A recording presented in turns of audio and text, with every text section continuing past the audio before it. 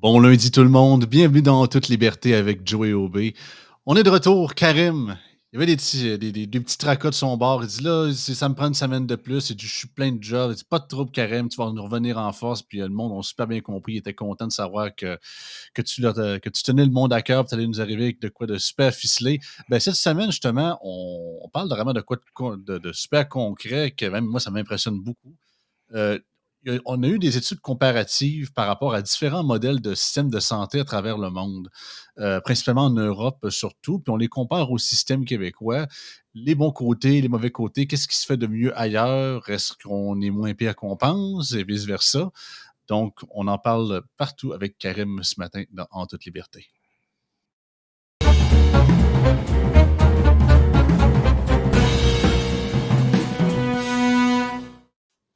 Salut Karim.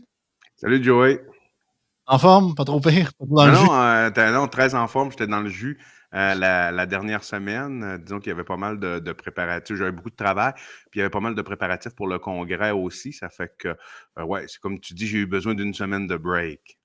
C'est ça, puis surtout en plus, toi, t'es urgentologue. Fait que j'ai l'impression que quand il y a de la job, c'est là que ça t'active, c'est là que ça te réveille. Je me C'est ça. trompe-tu? Fait que Ben, ouais, ben, je veux dire, c'est ça, exactement. Puis on contrôle pas les horaires nécessairement. non, c'est ça. C'est en plein ça. Ça fait que la semaine passée, le temps qu'arriver avec quelque chose de moins préparé, j'aimais mieux qu'on arrive avec quelque chose de solide cette semaine. Absolument. Fait que c'est ça, on compare des systèmes, on compare notre système de santé qui a tous ses défauts, à ne plus en compter, bien évidemment, avec 3 systèmes européens. Puis tu m'as envoyé un PowerPoint de présentation. Si tu veux qu'on le présente maintenant à ta guise, puis on va aller de page en page pour que tu nous présentes ça. Ouais, c'est ça. On peut faire ça. Joey, je vais juste faire une petite introduction, c'est-à-dire, tu peux, on a fait cette présentation-là. C'est une présentation que j'ai faite dans le cadre du colloque en santé. Ça fait quelques semaines de ça pour le Parti conservateur du Québec. Puis, ça reprend un petit peu les anciennes propositions, mais quand même bonifiées puis plus étudiées, avec vraiment de la littérature internationale. Puis, ce qu'on a fait, on s'était beaucoup à l'époque basé sur le modèle suédois. Puis, on avait quand même effleuré d'autres modèles, mais là, puis le modèle suédois qui est excellent, il y a énormément de littérature. Fraser l'ont étudié, l'IEDM l'avait étudié à l'époque. Maintenant, on s'est dit, on va regarder de plus près d'autres types de modèles qui affichent des performances qui sont au moins aussi bonnes que le modèle suédois, sinon dans certains secteurs même encore meilleurs. Les 3 modèles en question sont les Pays-Bas, la Oui. Suisse et l'Allemagne. Pour quelle raison j'ai décidé de choisir ces pays-là? C'est parce que la chose première, il faut qu'il y ait une universalité du système de santé. Universalité, ça veut dire qu'il faut que tout le monde puisse être soigné, tout le monde puisse être assuré. Que ce soit un assureur public ou privé, ça prend ça. On pourrait toujours étudier le modèle américain en détail. Le modèle américain, il n'a pas d'acceptabilité sociale. Ici, il y a 8% de la population qui ne sont pas assurés. Ça ne veut pas dire que ce n'est pas un bon modèle. Mais on ne passera pas notre temps à étudier un modèle que, je veux dire, il y a peut-être 7 Québécois sur 10 ou 8 Québécois sur 10 qui n'en veulent pas. À partir de ce moment-là, puis je pense que l'universalité du système de santé, c'est quand même primordial, puis c'est ce que les gens veulent, puis personnellement, c'est ce que je veux aussi. Donc, on a décidé d'étudier plus en détail ces 3 pays-là, puis de regarder, OK, leurs facteurs de performance qu'on va voir dans ce qu'on va présenter dans le PowerPoint, qui sont significativement au-delà des nôtres, et combien d'argent per capita par année ils mettent, et c'est quoi leur dénominateur commun qui font en sorte, c'est quoi leur différence principale? Et de là, on peut naturellement, indirectement, s'inspirer de leur modèle. Donc, on peut regarder, tu as la première là, page du web. Bon, excellent.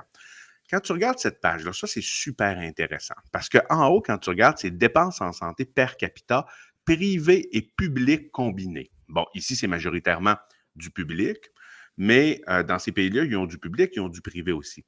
Regardez la somme per capita par année qui est mise. Au Québec, c'est 8 700 $. Bon. En Allemagne, ce qui est très intéressant ici, c'est qu'en Allemagne et aux Pays-Bas, ils ont à peu près 1 000 $ per capita par année de moins qu'ils mettent dans leur système de santé. Et malgré ça, on va voir un petit peu plus loin à quel point ils ont des facteurs de performance Ben oui, supérieurs. ils ont plus de médecins puis ils ont plus d'infirmières parmi les habitants. C'est capoté. Oui, exactement. Et là, tu vas voir plus tard, là, quand on va avancer, les facteurs de performance, là, leur délai d'attente, c'est nettement au-delà de nous. Bon, ce qui fait en sorte que, puis c'est pour ça que c'est important de faire d'étudier les systèmes. Ce qui disqualifie un peu la Suisse, c'est qu'ils ont un produit intérieur brut qui est nettement supérieur au nôtre. Oui, bien sûr. Et regardez l'argent qu'ils mettent per capita. Je veux dire, 3 650 per capita par année dans le réseau de la santé. On peut juste pas demain matin rivaliser avec un pays comme ça. C'est ça. Et Puis juste pour le bénéfice des auditeurs en audio, c'est ça. Le Québec dépense 8 701 $.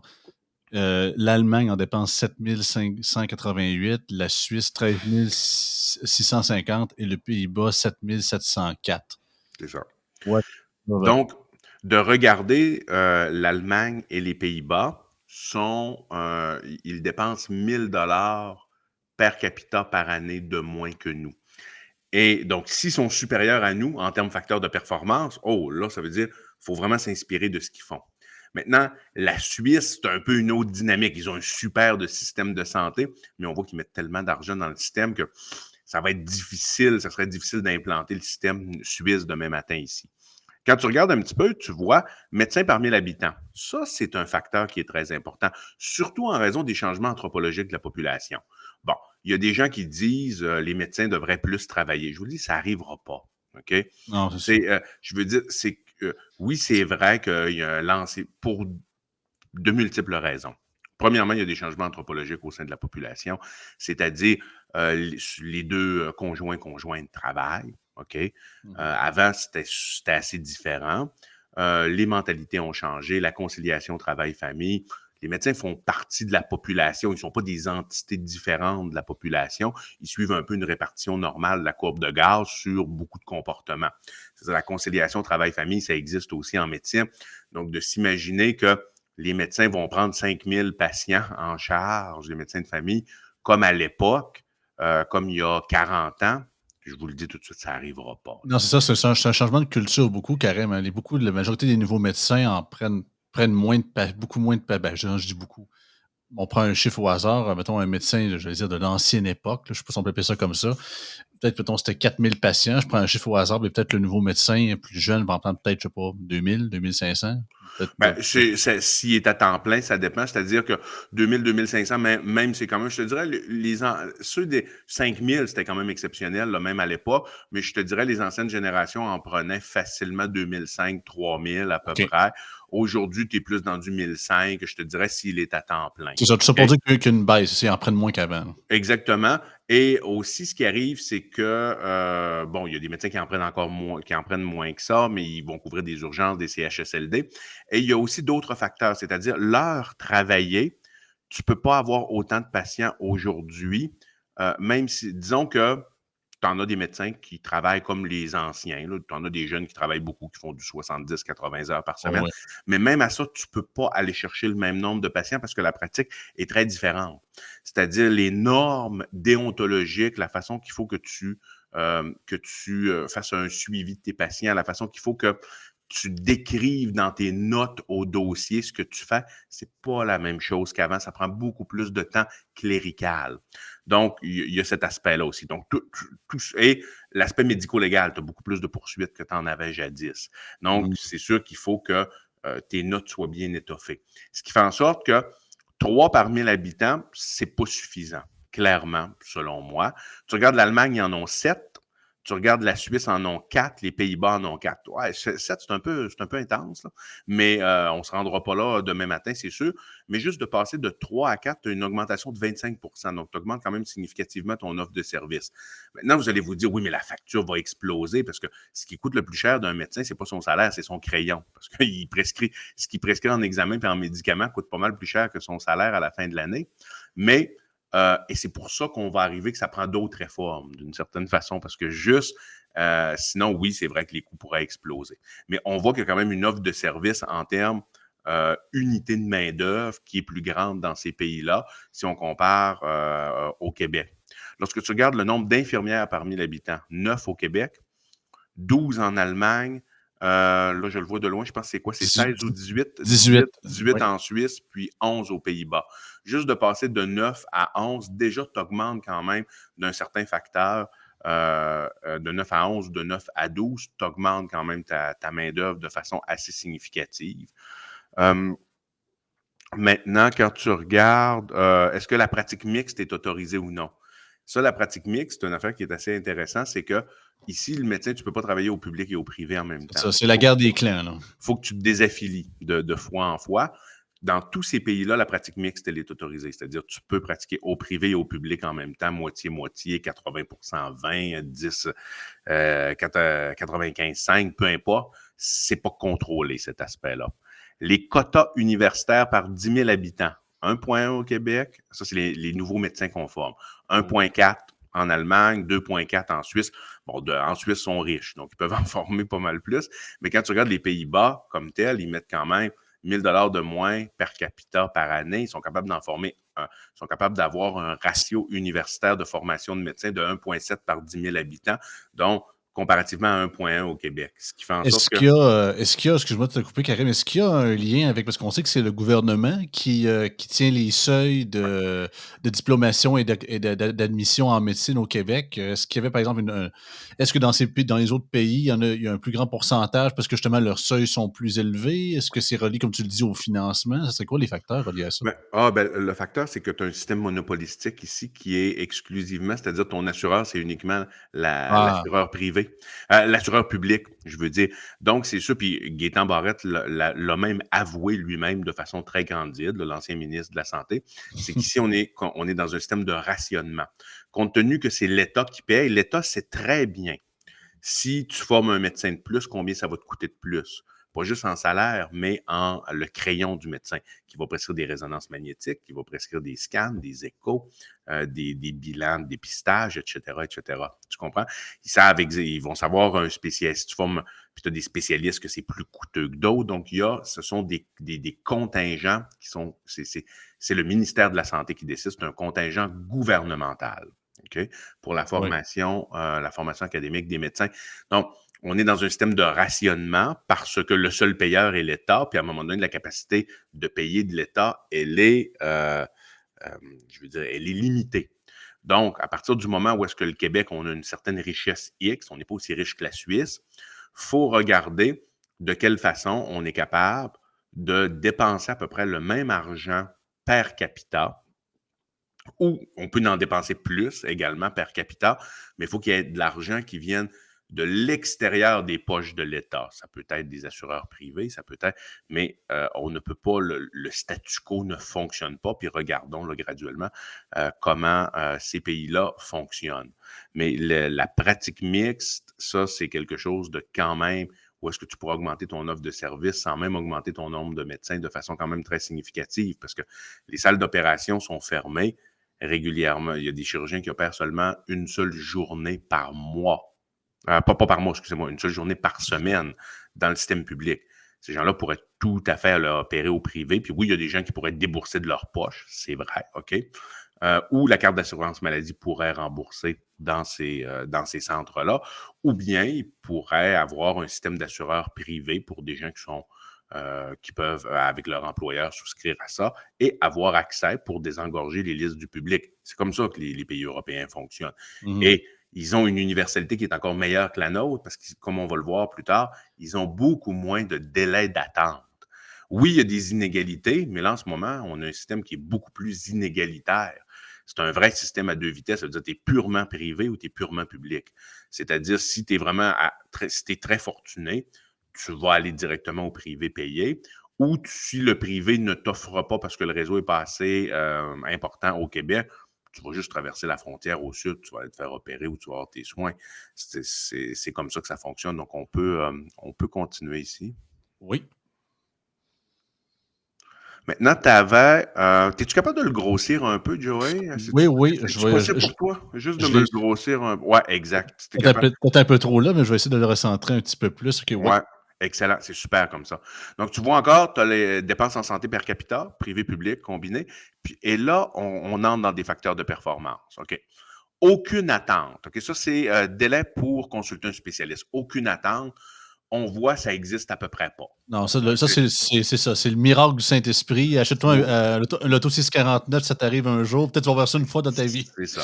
On voit même les pays les plus solides en santé, aucune attente pour voir un spécialiste. Ça n'existe pas, à moins que ce soit un cas ultra urgent. Mais ça, c'est des données qui sont faites pour les cas électifs. On s'entend pas les cas de crise cardiaque. On parle pas de ça du Ouais, c'est tout, ça, là, pas ici. genre que tu viens de perdre ta jambe, là, tu sais, Non, non, c'est non, on c'est pas ça. Parce que ça, ici, on se débrouille bien là, dans le système. Ici, pour les cas ouais, ouais. vraiment urgents, on se compare relativement à nos pairs. C'est pour les cas électifs que là, ça n'a pas de sens. Donc, aucune attente, on voit. Là, on voit ça existe à peu près pas nulle part, 2 partout. Attente, là, ce qui est intéressant, tu vois, attente entre une semaine et moins d'un mois. Donc, ce qui est une attente relativement raisonnable. Au Québec, c'est juste 22. Quand tu regardes en Allemagne, c'est 41 46 en Suisse, puis 48 aux Pays-Bas. Donc, aux Pays-Bas, malgré qu'ils mettent 1 000 de moins per capita que nous, ils ont, je veux dire, plus du double d'individus qui attendent entre une semaine et moins d'un mois que nous. C'est-à-dire, nous, c'est uniquement 22 donc à peu près une personne sur cinq, donc 4 sur 5 à peu près attendent plus longtemps que ça. Eux, c'est une personne sur deux qui est quand même dans ce délai raisonnable-là, puis délai relativement C'est ça, confortable. ce qui est pas négatif en soi, là, surtout que c'est ça, Ben, ce qui est quand même, je veux dire, si ici, au lieu d'être à 22 on était à 1 sur 2, on était à 50 déjà, on aurait un facteur d'amélioration ben là, oui, assez absolument. important. Puis là, quand tu regardes, ça, c'est assez intéressant. Quand tu dis entre 2 mois et moins de 2 ans, au Québec, c'est 30 donc 1 sur 3. Quand tu regardes les autres, tu regardes par exemple la Suisse, c'est 9 puis les Pays-Bas, c'est 11. C'est quand même Ah, très. le bobo, il est là, là. Le bobo, il est vraiment là et le bobo, il est aussi 1 an et plus. C'est 13 Hey, ici, puis ailleurs, c'est inexistant. Donc, c'est là que tu vois, il y a des facteurs. Ils ont des facteurs, malgré, tu sais, Allemagne et Pays-Bas, malgré qu'ils mettent moins d'argent que nous dans leur système de santé per capita, ils ont vraiment des facteurs des facteurs de performance nettement au-dessus des nôtres. On peut continuer ici. oui, Bon, ici, tu regardes les délais d'attente dans les urgences. OK? Moins d'une heure, aux Pays-Bas, sont à 62. Ça veut dire 6 personnes sur 10 qui attendent moins d'une heure. Nous, c'est seulement 32. Donc, on voit qu'il y a quand même un gap. Et là où facile, le là. bas blesse, c'est 4 heures et plus. Aux Pays-Bas, c'est inexistant, à peu près 3. Puis ici, c'est 30. Donc, une personne sur 3, à peu près, attend 39, 4 heures et plus. c'est ça, 39 au 39, Québec. oui, 39, c'est ça, parce que je le vois de loin. Presque Ouais. 4 personnes sur 10. C'est Hey, c'est ça, 4 personnes sur exactement. 4 heures et plus, 4 personnes sur 10. c'est ça, l'Allemagne 10, Suisse 8, Pays-Bas 3. Non, c'est ça, c'est vraiment c'est, on voit vraiment que c'est ça. Nous autres, c'est vraiment dans les temps d'attente plus élevés que de où c'est on voit vraiment c'est pas juste quelques pourcentages de différence, il y a vraiment un net drastique entre ces différents systèmes-là et le nôtre Tu là-dessus, là. as un facteur de grandeur, là, clairement. Mmh. Tu es pas juste là dans des, tu es pas dans la marge d'erreur du tout, autrement dit. Tu peux continuer ici. Maintenant, ça, c'est, bon, là, tu regardes, OK, les chirurgies. Ça a été plus difficile d'avoir les informations des chirurgies, parce qu'on n'était pas capable de les avoir en Allemagne puis en Suisse pour les chirurgies de la hanche, du genou. Mais si tu regardes aux Pays-Bas, on était capable. Une chirurgie de la hanche, par exemple, c'est 203 jours d'attente moyen. Ça n'en est, c'est 70 aux Pays-Bas. 266 pour le genou, 79 aux Pays-Bas. Donc, tu vois quand même que tu as une différence qui est quand même très significative ici. En- Pour un pays qui dépense par capita 1000 pièces de moins. Exactement. C'est ça qu'il faut comprendre ici. Tu peux avancer. Monsieur Oui. Yayoubi, que où allez-vous couper dans les services, là? Ça a pas de bon sens. Ben, en tout cas, je veux dire, quand on regarde un peu, quand on regarde un petit peu les services, manifestement, il semble en avoir plus dans ces pays-là. Donc, il faut regarder un petit C'est peu c'est ça. quoi. C'est quoi la différence? C'est quoi les dénominateurs communs? Puis ici, tu vois, d'un côté, je ne lirai pas tout ça, là, mais juste regardons la différence principale. Tu as une décentralisation accrue. Ça, c'est clair. C'est-à-dire la structure santé ultra centralisatrice là, que Christian Dubé veut mettre en place à l'heure actuelle, ça ne suit pas les modèles de ces pays-là du tout. OK? Ça ne la suit pas. Donc, est-ce que ça peut fonctionner? Ben, peut-être, mais c'est parce qu'il ne fonctionne pas selon les barèmes internationaux qui ont démontré avoir du succès et améliorer. Parce que ces pays-là, avant, fonctionnaient de façon différente. Hein. Ben, ils fonctionnaient un peu comme nous. Hein. Il y avait des systèmes qui étaient un système qui était ultra centralisé. Ils se sont rendus compte, non, il faut que la décision se prenne plus près du terrain. Il faut que les municipalités, les régions et les hôpitaux, comme tels, aient un pouvoir accru et une imputabilité accrue également. Parce que avoir du pouvoir, si tu n'as pas d'imputabilité, ben là, tu deviens un peu. Tu vas tomber un tyran assez rapidement là, Oh, oui. dans ton sous-groupe. Tu peux-tu juste le mettre un petit peu plus gros, s'il te plaît? Oui. Oui, C'est pas exactement. Quand tu regardes au niveau des pays européens, ils ont de multiples employeurs. C'est assez intéressant, ça, hôpitaux, cliniques, etc. Ils ont de multiples employeurs, multiples employeurs. Ici, la structure santé du gouvernement à l'heure actuelle qu'il veut créer, c'est une structure avec un seul employeur, donc une négociation syndicale qui va se faire à un seul endroit. Tout va être très, très, pour très tout le centralisé. monde, hein, puis on le voit présentement, là. Oui, Tu sais, c'est la même chose avec c'est-à-dire les enseignants et tout ça. C'est pas juste: «Ah, tu négocies avec ta commission scolaire ou ton établissement scolaire». Non, c'est le gros gouvernement, là, tu sais, c'est tout d'une shot. tout à fait. Exactement. Puis quand tu regardes, aussi, bon, on dit ces pays européens-là, il y a quand même une très grande liberté des acteurs qui gouvernent le réseau de la santé. C'est-à-dire, exemple, dans ces pays-là, souvent, on va parler de en Suisse, on va parler de canton. En Suède, on va parler de canton. En Allemagne, tu vas parler là, de région.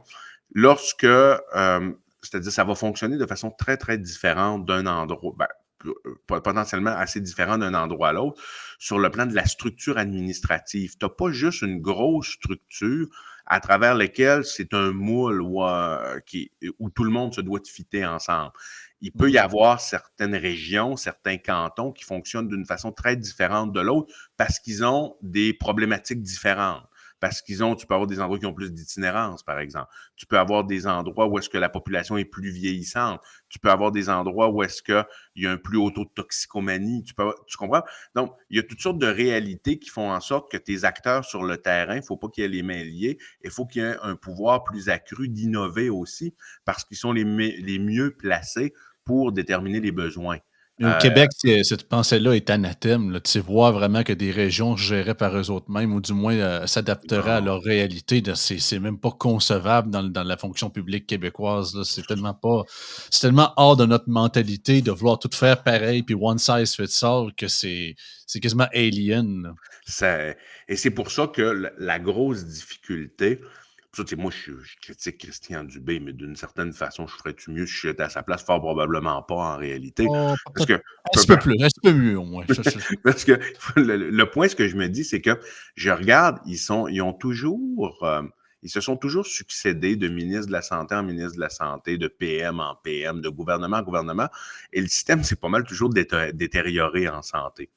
Ben, le problème, c'est que les paradigmes de base, ils étaient construits à l'époque de Jean Lesage, ce système de santé-là.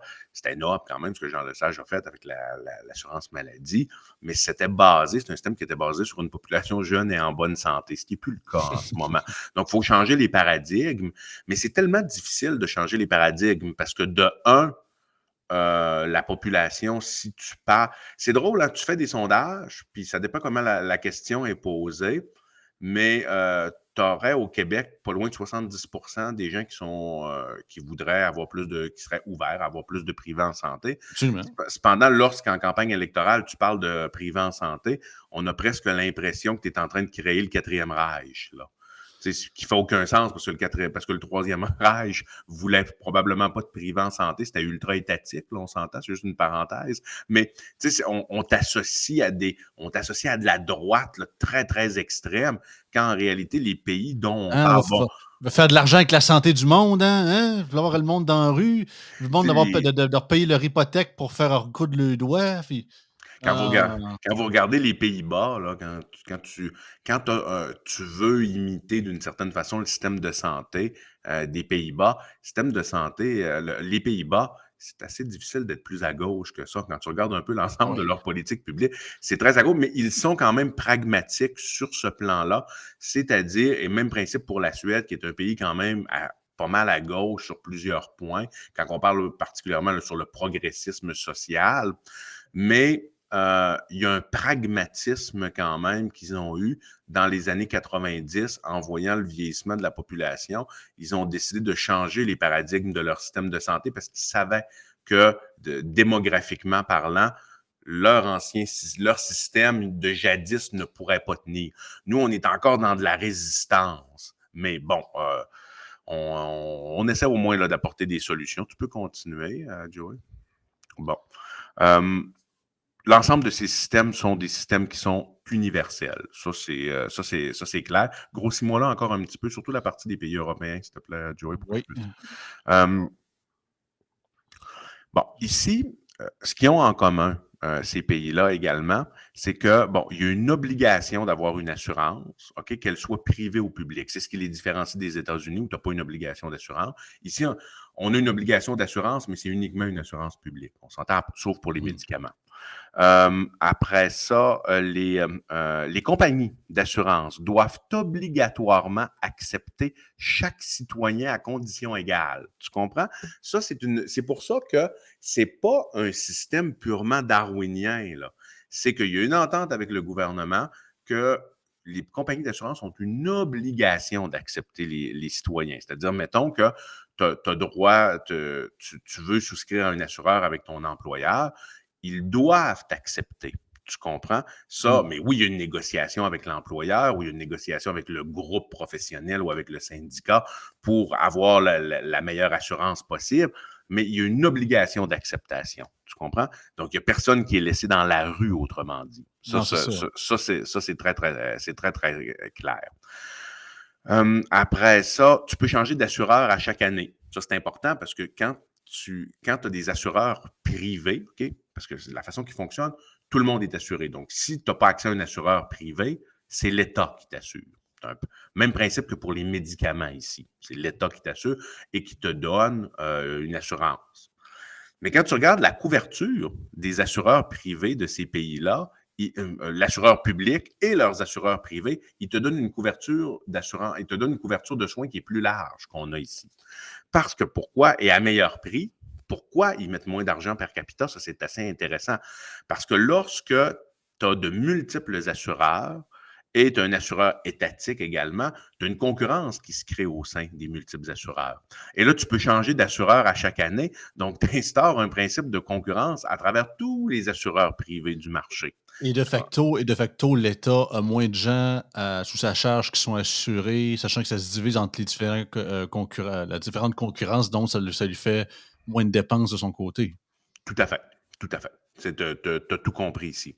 Et quand tu regardes sur la droite, dans le Oui. PowerPoint, le Québec, nous, on aurait la possibilité d'aller vers ce système d'assureur-là. Puis je vais apporter un peu de nuance tout à l'heure. Suite au jugement Shaoli en 2005, ça, c'était le docteur Shaoli qui est allé avec un de ses patients qui attendait pour une chirurgie de la hanche ou du genou. Il trouvait que c'était déraisonnable et il est allé plaider, il est allé challenger la loi sur la santé canadienne qui interdisait d'une certaine façon là, la possibilité d'avoir un assureur privé. Là, grosso modo, là, je résume ça là, très rapidement. C'est un petit peu plus nuancé. La Cour suprême avait tranché en disant l'accès à une liste d'attente n'est pas l'accès à des soins de santé. Ça a été tranché comme ça. C'est dit non, les délais sont déraisonnables. OK, votre loi sur la santé canadienne, elle peut tenir la route si vous avez des délais d'attente qui sont raisonnables. Mais là, vous n'avez pas de délais d'attente qui sont raisonnables.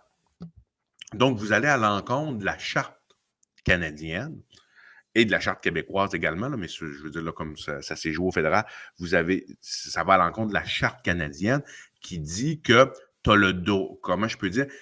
C'est parce que si on te prive de pouvoir aller te chercher un assureur privé, on te prive potentiellement de pouvoir jouir de la vie, tu comprends, parce que tu es menotté par un État qui n'est pas capable de te donner les soins de santé dans des délais requis.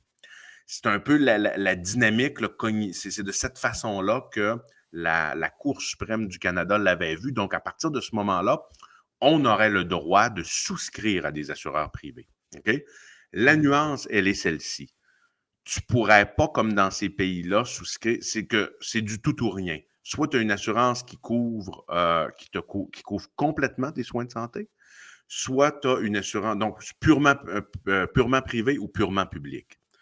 Mais ça, pourquoi on ne le voit pas ici au Québec, c'est que le gouvernement, les provinces, par exemple, en l'occurrence le Québec, n'a pas donné le OK pour le démocratiser. Ils ont dit, vous pouvez faire ça uniquement pour la chirurgie du genou, de la hanche, de la cataracte. Mais là, les assureurs ne sont pas très intéressés parce que tu n'as pas assez un gros marché pour ça. Et pour avoir discuté avec des gens d'assurance beaucoup, si tu veux que cette réforme-là passe, il faudrait que tu puisses, faudrait vraiment que tu le mettes at large. Puis tu te dis, OK, vous avez une liberté, les assureurs, de pouvoir assurer qui vous voulez pour les soins de santé. Et les gens sont libres de choisir est-ce qu'ils veulent garder l'assurance de l'État ou ils veulent prendre une assurance privée parce que c'est mieux pour eux. Si tu fais ça, tu as beaucoup plus de chances d'avoir un réseau d'assureurs qui sont intéressés à investir disons, cette réforme. Tu peux continuer. Là, tu as des coûts qui sont comparés. OK? Qu'est-ce que les primes que tu vas avoir en santé, donc autrement dit, qu'est-ce que ça te coûte par individu en Suisse, aux Pays-Bas, puis en Allemagne. Et là, tu fais le comparatif dans le tableau à droite. Qu'est-ce que tu paies en impôts une famille? Là, puis, dépendamment de... Parce que c'est plus compliqué au Québec, là-bas, c'est plus simple. Mais ici, c'est parce que là, il faut que tu regardes un peu qu'est-ce que tu paies en impôts en fonction de tes revenus, etc. Puis, autrement dit, là, tu sais, rapidement comme ça, les gens ne paient pas plus pour leur système de santé là-bas qu'ici. Même on paie un peu plus pour notre système de santé, de façon générale, là, par individu. Je suis Donc, ça, aucunement surpris. autrement dit, là, le calcul, là, tu sors plus d'argent de ta poche ici. Non, c'est ça. Puis c'est ce qu'on dit, c'est ce qu'on les gens de la droite, malgré que c'est assez large, là, au Québec, disent depuis des années. Ça n'a jamais été une question de financement ou manque d'argent. Là.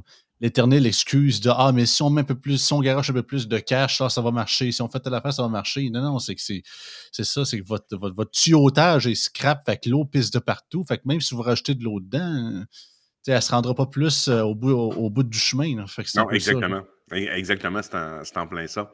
Puis, il faut dire que tout ce qui est les primes, là, parce que la façon qui fonctionne, eux autres, là-bas, tu vas comme avoir une franchise annuelle. Ça, la franchise annuelle, pourquoi ils ont mis ça? Mais elle n'existe pas pour les individus qui sont population défavorisée, là. C'est-à-dire gens sur l'aide sociale, gens au salaire minimum, tout ça. Elle n'existe pas. Mais pour des gens un petit peu plus fortunés, tu vas avoir des franchises. C'est une forme de ticket modérateur un peu, là, pour faire en sorte que, tu sais, quand tu consultes, tu n'abuses pas de la consultation. Autrement dit, mettre un frein à des consultations qui sont, comment je peux dire, Ça sera bien ici, je pense. ben, écoute, mais ça passerait pas. Moi, je ne le suggérerais pas parce que ça n'a pas d'acceptabilité sociale. Mais un jour, on va peut-être être obligé d'aller là parce que il faut soigner la population. Il faut trouver des façons intelligentes de faire en sorte qu'on est capable, on n'en échappe pas à cause des trop grands délais d'attente. C'est beau dire que personne ne paie, mais en réalité, tout le monde paye via les taxes et les impôts. On s'entend. Mais le problème, c'est le rationnement du système de santé. Ça amène énormément de souffrance pour les patients, mais ça amène aussi économiquement des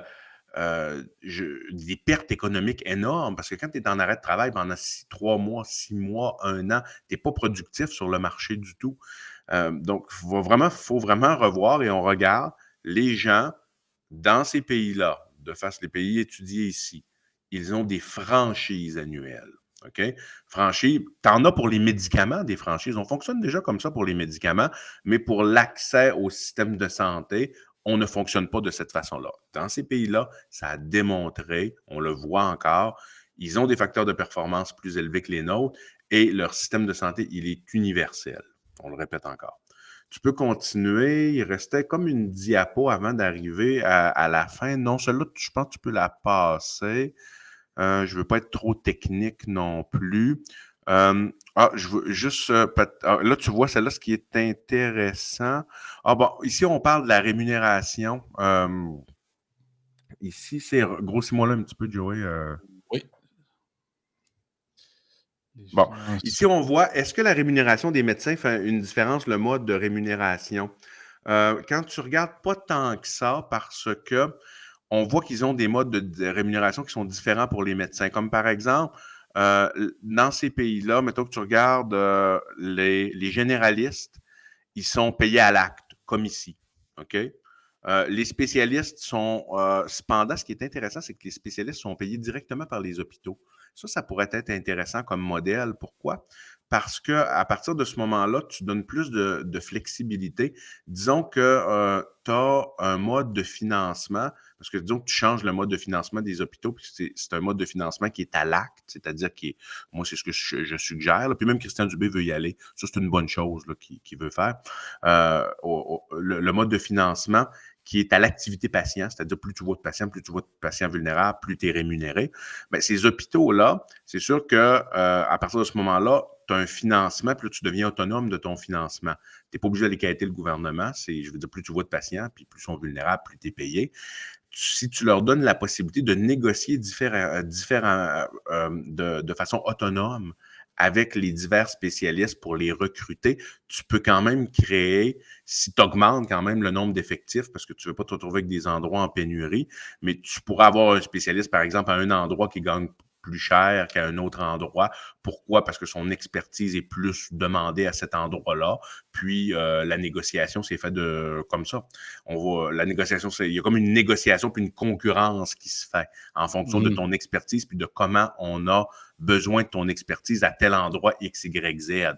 Donc, c'est un peu un marché qui est plus libre pour les spécialistes parce qu'ils sont payés directement par les centres hospitaliers.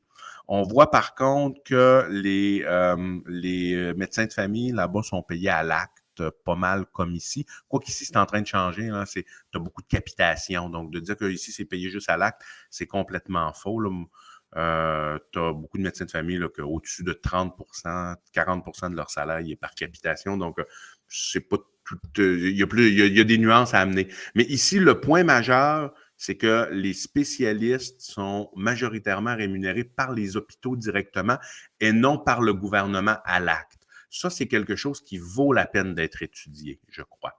On peut continuer. Bon, ici, non, celle-là, tu peux la passer. Ça va être un petit peu trop technique. Bon, ça c'est assez intéressant. C'est les hôpitaux. Tu sais, une des suggestions, moi, que j'ai, c'est de faire des appels d'offres internationales pour confier la gestion de plusieurs hôpitaux à des compagnies privées, tout simplement de gestion. Tu peux avoir un hôpital qui est public, mais il est géré par le privé, pas géré par des fonctionnaires du gouvernement. Regardons dans ces trois pays comment. En Suisse, tu as 30 des hôpitaux qui sont gérés par le privé. Ici, il n'y en a pas. Là. Les hôpitaux ne sont pas gérés par le privé. En Allemagne, tu as 75 puis aux Pays-Bas, tu as 20. Donc, tu vois que ces trois pays sont beaucoup plus ouverts à la gestion privée des hôpitaux. Et c'est 30, ouais, surprenant l'Allemagne, Karim, que 75 en Allemagne, c'est oui. ça, on a vu que l'Allemagne, c'était à peu près 1 000 $ de moins par capita et Exact. pourtant, le 3/4 de leur hôpital sont privés, puis on n'arrête pas de nous dire que le privé, ça va coûter les yeux de la tête, puis qu'ils Ça, sont juste là pour le profit, ils vont vous chercher 15 fois le prix, puis c'est ça. Autant on a des cas de figure aux États-Unis pour ce qui est des compagnies pharmaceutiques et des médicaments, mais ça, c'est un autre débat complètement, là. ouais, c'est un autre débat, la négociation des médicaments aux États-Unis avec les compagnies pharmaceutiques. Tout ça, c'est vraiment un autre débat. On pourrait en parler à un moment donné, c'est Mmh. intéressant. Oui, bien sûr. Mais comme tu dis, c'est ça. Donc, c'est pas vrai que le privé va faire exploser, la gestion privée va faire exploser les coûts. Puis comme il y avait une autre étude que j'avais présentée avec Yann l'an passé, c'était sur la Suède. Il avait fait l'expérience à l'hôpital Saint-Goran, puis il avait confié à Capio, qui est une compagnie privée de gestion, et il était en mesure d'économiser le 10 sur la facture totale. Donc, non, le privé ne fait pas exploser les coûts, du moins ce n'est pas l'expérience européenne.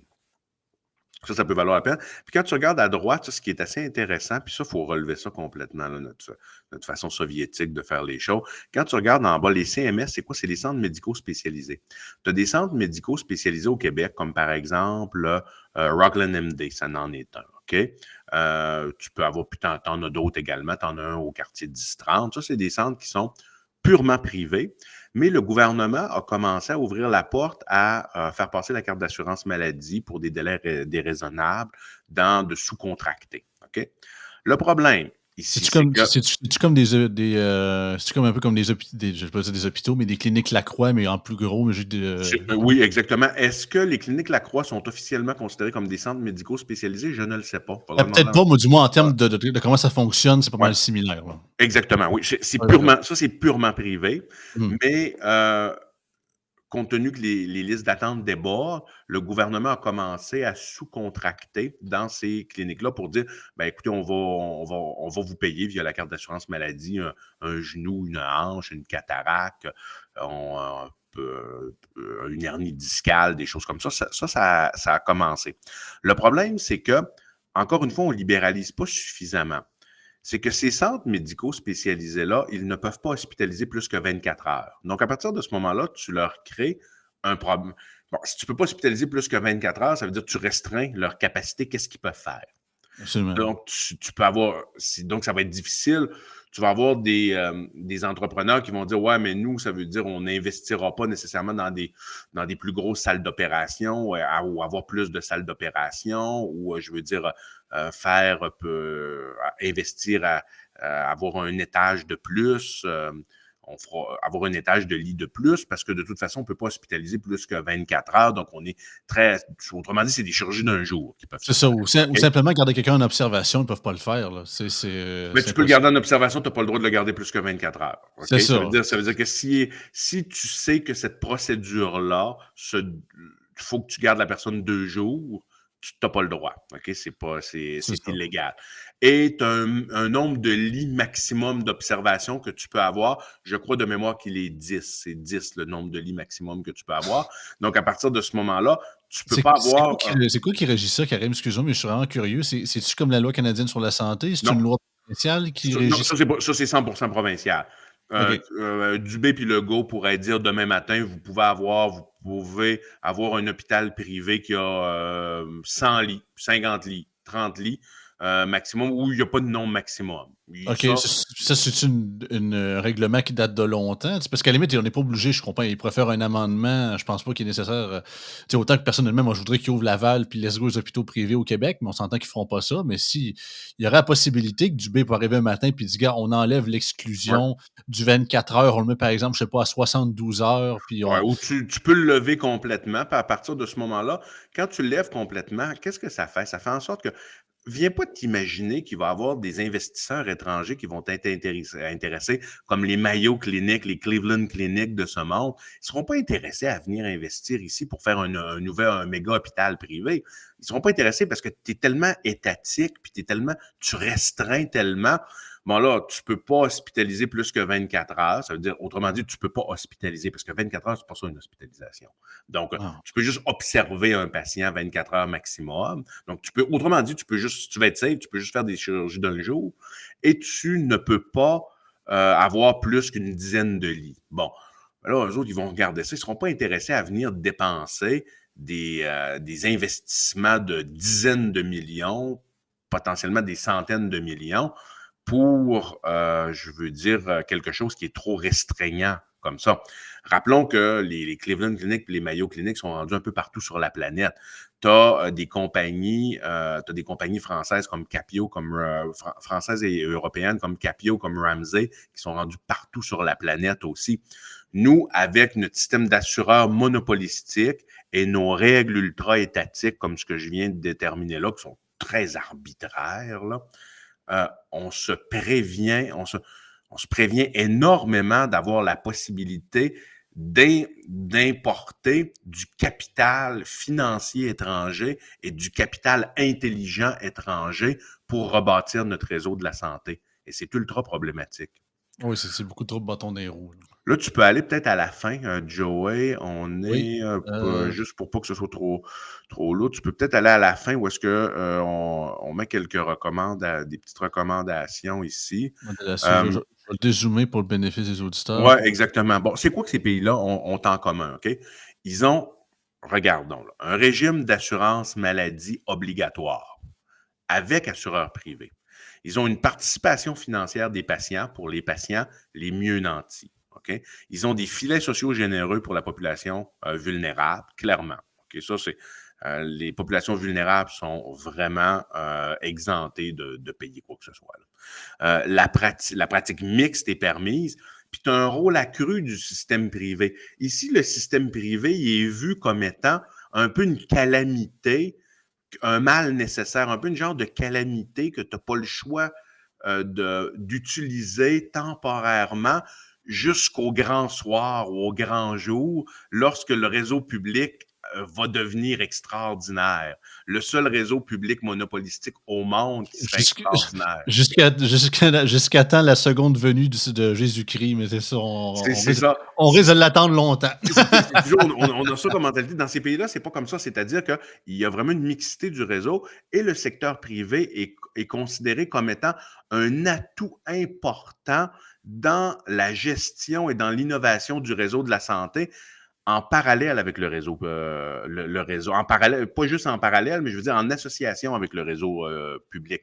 Et c'est très important lorsqu'on parle de privé, c'est pas toujours du privé à but lucratif. Tu as du privé à but lucratif, mais tu as beaucoup de privés à but non lucratif.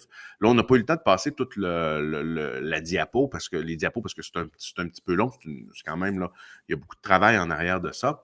Mais tu as beaucoup, par exemple, des assureurs privés. Si tu regardes en Suisse, tu as, par exemple, des fois, tu peux avoir des communautés religieuses qui, eux autres, décident d'assurer les chrétiens orthodoxes de tel canton, puis c'est à but non lucratif. Tu pourrais avoir, par exemple, des organismes à but non lucratif d'une association de tel comté à quelque part qui, eux, se sont partis un groupe et ils décident d'assurer les citoyens de leur circonscription. Tu pourras avoir quelque chose comme ça.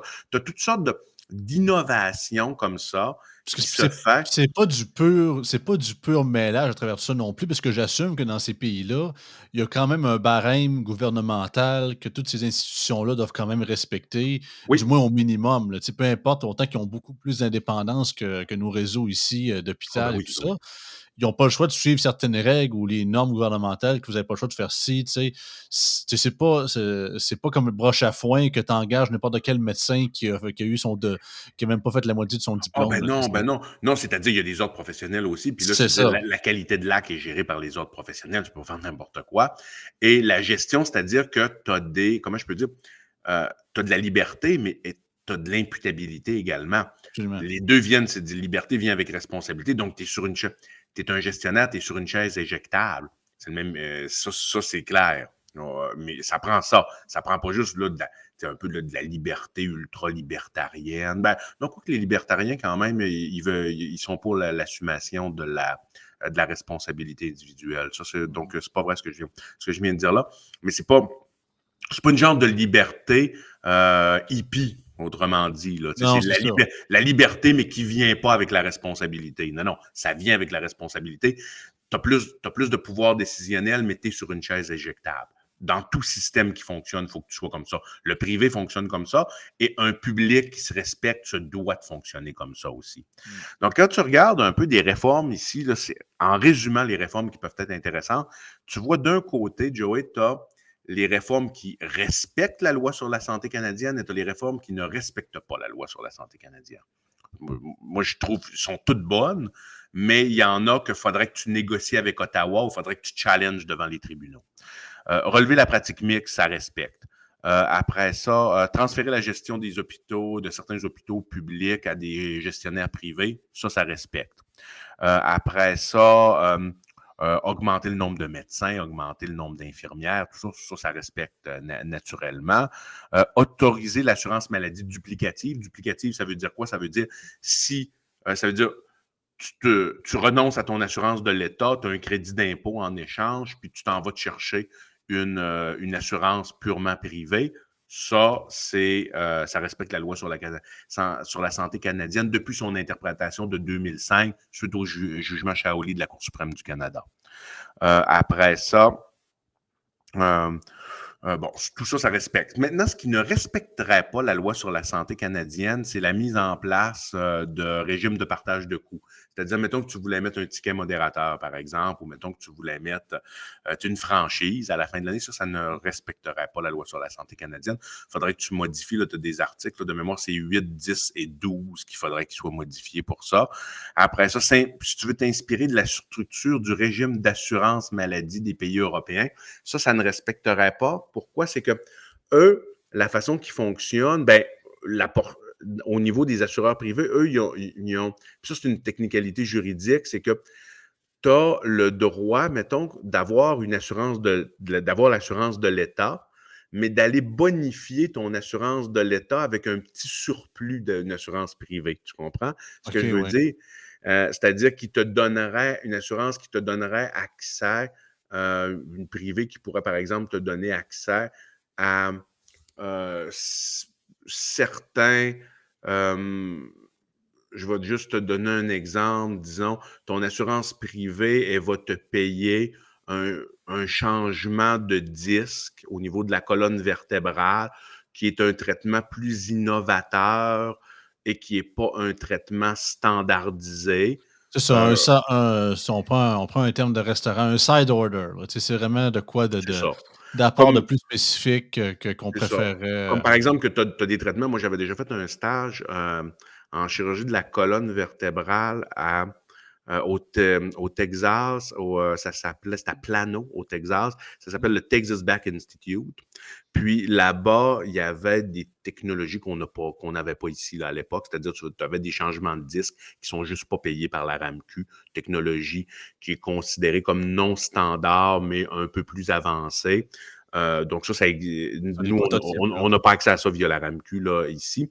Mmh. Donc, dans les pays européens, tu peux avoir comme une portion d'assurance privée, mais un bonus avec ton assurance privée. Ça, sur la loi canadienne sur la santé, ça ne le respecterait pas parce que tu pourrais avoir soit l'un, soit l'autre, mais les deux combinés ensemble, tu ne peux pas l'avoir. C'est un avis juridique là, il y a quelques avis juridiques qui ont été faits là-dessus. Donc pour ça, il faudrait que tu aies une négociation, mais cette réforme-là n'est pas si importante que ça. C'est-à-dire, moi, je pense pas que c'est nécessaire d'avoir ça honnêtement ici, mais juste le fait que tu puisses déterminer, toi, si tu as la possibilité d'avoir un assureur privé versus l'assureur de l'État, que tu as la liberté de choisir l'assureur privé. Moi, ça, je pense que c'est essentiel. Je veux dire, ta liberté personnelle d'aller chercher quelque chose qui peut être mieux pour toi, si tu juges que c'est mieux pour toi, puis pour ta famille, et également pour qu'il y ait de la concurrence, parce qu'il n'y a pas de système monopolistique qui peut bien performer. Ça n'existe pas. Donc, c'est pas vrai, si ça existe nulle part, que ça va exister en santé. Avoir un seul assureur, ça fait pas de sens. Puis c'est sûr qu'il y a des obstacles à ça. C'est la faisabilité légale, mais légale, je pense que juste là, ce que tu avais à gauche de l'écran, c'était bien. Je veux dire, si on est capable de faire ça, même si ce qui est pas sur ce qui fait pas partie même si ce qui est rejeté par la loi canadienne sur la santé, tu n'es pas capable de le faire, c'est pas un problème du tout. Il y a tellement de choses qu'on peut faire avant. Là. Ouais, ouais, c'est Euh, ça. Puis la liste que tu as montrée un peu avant, c'est qu'on dit tout le temps à cause de la loi canadienne sur la santé, c'est impossible à faire. Non, non, il y aurait trop de chicanes avec le fédéral. Bien, on voit clairement que beaucoup plus de choses qu'on peut faire maintenant, qu'on pourrait modifier, qui n'affecteraient aucunement ou créeraient aucune chicane. Oui, il y en aurait quelques-unes qui le feraient, comme tu l'as dit précédemment, mais on est vraiment, on n'est pas dans du 75% des choses qu'on peut pas faire, là. C'est surtout l'inverse plutôt, là. Exact. Et bon, la bureaucratie, c'est sûr. Tu sais, moi, je veux dire, la Classique. bureaucratie, c'est parce que c'est pas demain matin que tu vas pouvoir te débarrasser de toutes ces couches bureaucratiques-là.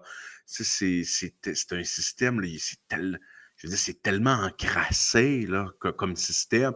Tu regardes la pyramide, c'est vertigineux. Tu fais juste regarder, ben, ne regarde pas l'organigramme de la santé au complet du Québec, c'est dangereux, là.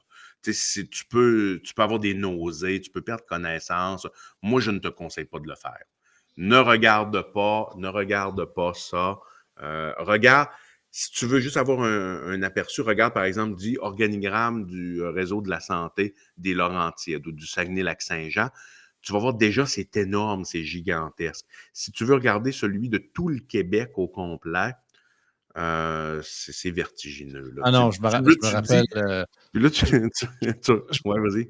Moi, je me rappelle de l'image dans une des émissions célèbres de Jean-Luc Mongrain à l'époque à LCN. Il y avait son écran de 50 pouces, puis il montrait comme l'organigramme du ministère de l'Éducation, puis quasiment l'arbre généalogique aux 36 000 racines qui en finit plus, là, en partant de la ministre jusqu'en descendant jusqu'à l'élève.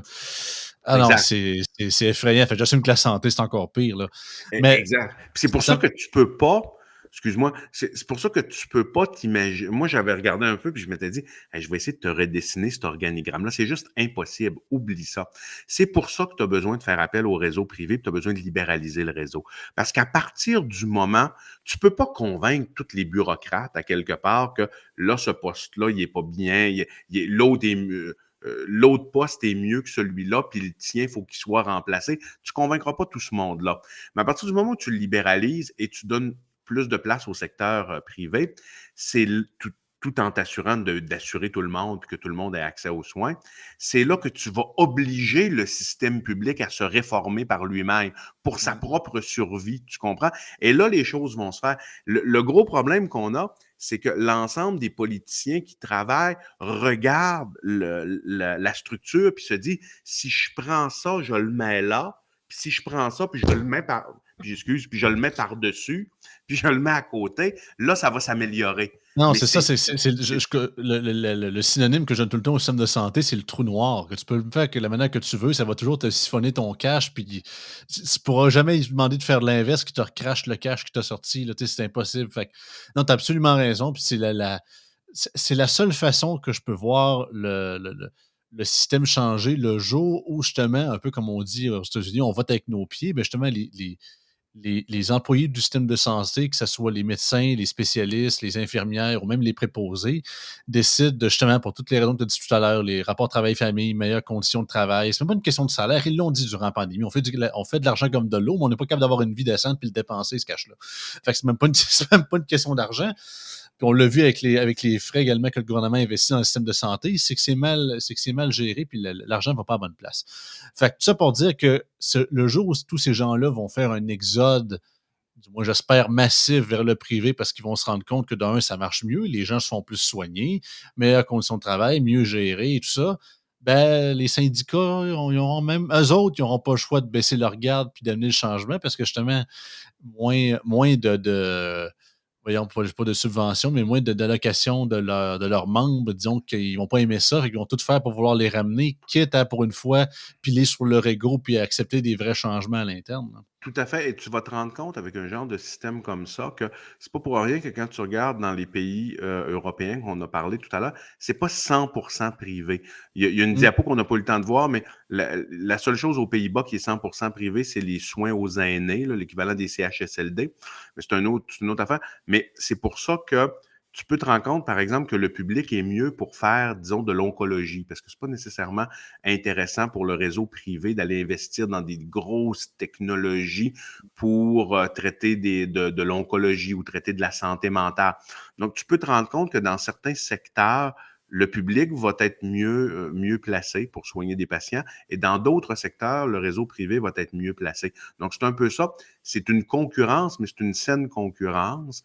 Et c'est comme, et à travers cette saine concurrence-là, tu peux avoir différents acteurs publics et privés qui s'imbriquent et qui font en sorte que ta population est mieux soignée et dans des meilleurs délais. Écoute, ça conclut bien la chose. Autant qu'on a dépassé un peu, mais je pense que pour tout ce que tu. Ben, en même temps, les gens vont dire, regarde, on t'a pas eu la semaine Ben passée, là, c'est Karim, fait que ça. c'est du kit au double cette semaine. On est en mode extra cette Ben semaine. Je oui, pense que ça le méritait avec la quantité de contenu que tu nous as amené. Puis c'est toujours fort intéressant puis de voir les chiffres. Parce qu'on entend souvent, on dit souvent qu'en Europe, c'est meilleur. Puis on voit quelques bribes, mais vraiment l'analyser en détail, ça montre vraiment que ça montre d'un qu'on est vraiment, vraiment dû pour un changement puis une réforme, ça n'a pas de bon sens. Mais moi, c'est ça qui me fait un peu flabbergaster avec Dubé. Puis autant que oui, t'as raison, il y a certains côtés que la réalité le rattrape, puis ça le force à la limite à faire le bon choix, alors que peut-être dans d'autres circonstances, il le ferait pas.